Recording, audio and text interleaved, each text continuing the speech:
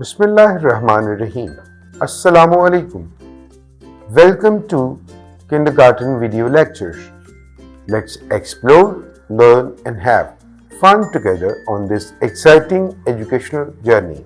Dear students, today we are learning a lesson about positional words.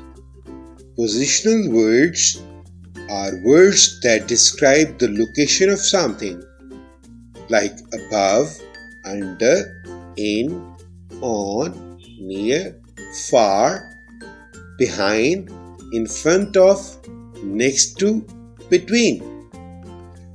Look at the picture and read the story with me. In the zoo, a lion was roaring in its cage.